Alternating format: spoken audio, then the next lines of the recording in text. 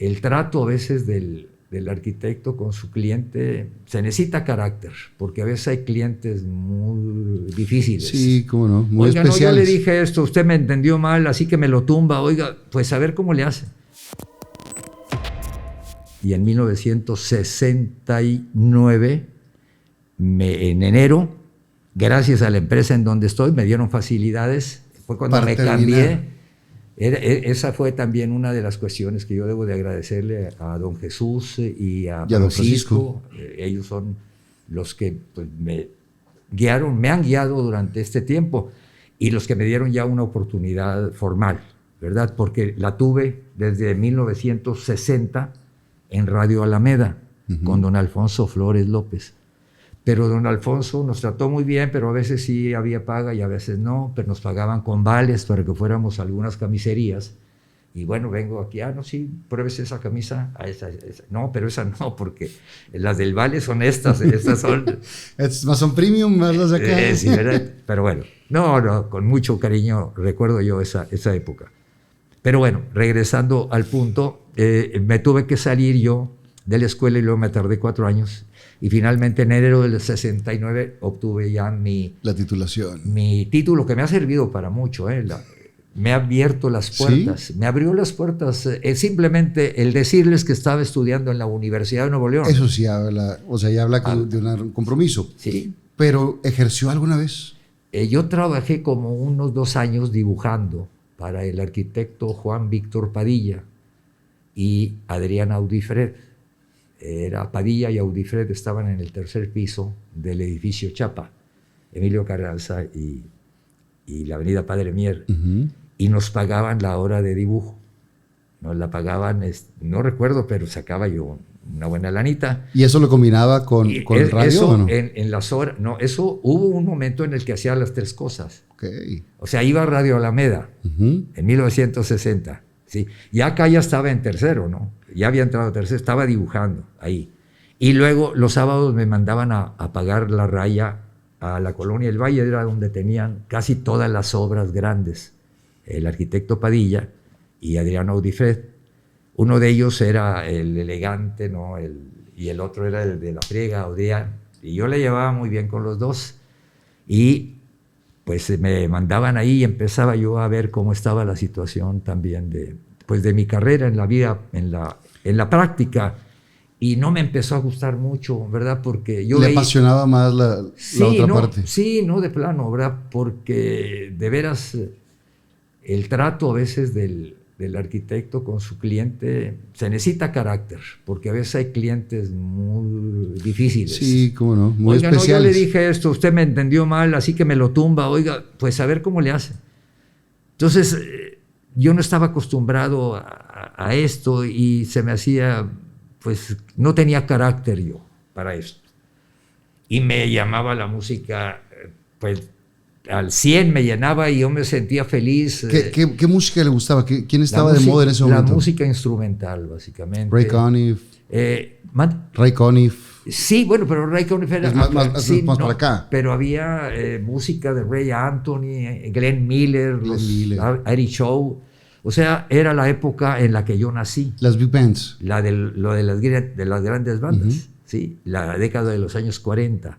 Y luego también muchas orquestas que empezaron a surgir en los años 50. Mantovani, por ejemplo, Stanley Black, su piano, Roger Williams, Liberace. O sea, no, pues olvídate, era un catálogo. Y todas esa música me la prestaban mis compañeros de generación y yo la ponía en Radio Alameda. Recuerdo ¿El disco de...? Sí, eran discos porque ahí uno operaba. ¿De 78? No. ¿O eran de 45? No, eran de 45. No de 46, de 33. De 33. Grandotote, eran los que había ahí. Que eran más gruesos antes, ¿no? Sí. Bueno, los anuncios de firmas como Carta Blanca, o sea, Cervecería Cuauhtémoc y todo, las de los bancos venían en discos muy fuertes. Okay. Y ahí tenía uno que atinarle porque estaba uno operando y anunciando. Con un librito aquí de Tintorería La Imperial, su oferta de fin de semana. Y poner la música. Y subía uno acá. Wow. La perilla, ¿no? Eran consolas chiquitas. Y estábamos en el baño de una casona vieja de don Alfonso Flores López que daba al patio de la Cruz Roja.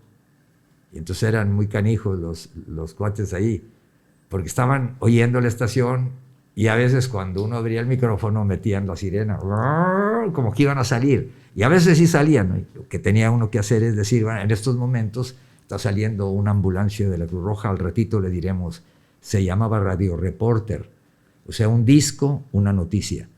Y el que nos decía cómo hacerlo todo era don Ramón Pedrosa Langarica, que después fue el director fundador del Diario de Monterrey. Fíjate que ¿cómo se va engranando? Cómo se va todo. O sea que cuando él era director, yo ya había trabajado para él todo un año. Cuando ya nos dijeron, hasta aquí llegaron Julián Villarreal y Héctor Benavides, no caben aquí en el proyecto de don Gonzalo Estrada, porque él necesita puros locutores que ya vengan fogueados de México. Y ahí llega Lacho Pedraza, y llega Jaime Ollanguren del Castillo, y todas las vocesotas aquellas, y nosotros, digo, les quedábamos en aquella época, y todavía son voces privilegiadas, las de ellos. Toyo Córdoba, que todavía lo escuchas tú, Domingo García Carrera en su estilo también, Ramiro Garza, maestro de maestros, en paz descanse, sí, murió hace poquito.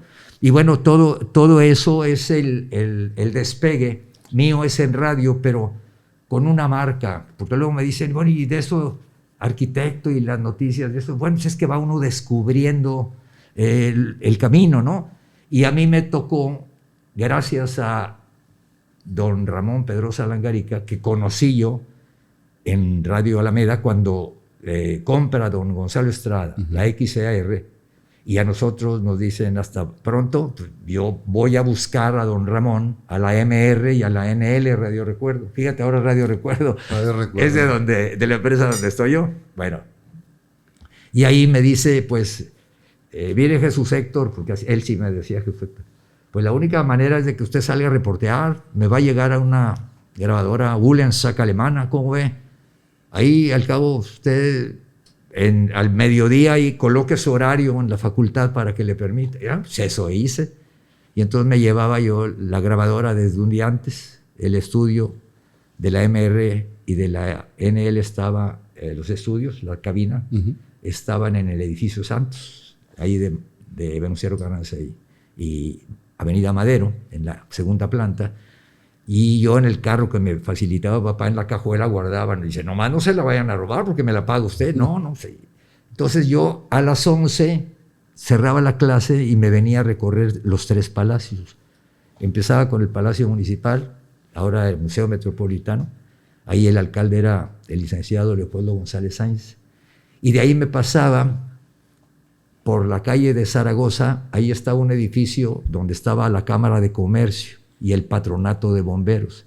Pues ahí me metía yo a ver qué hay de novedades, me daban boletines, hacía entrevistas. Y luego me pasaba al Palacio de Gobierno, ahí estaba don Raúl Rangel Frías.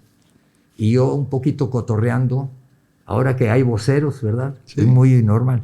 Yo le digo a los amigos, es que yo fui el primer vocero de gobierno.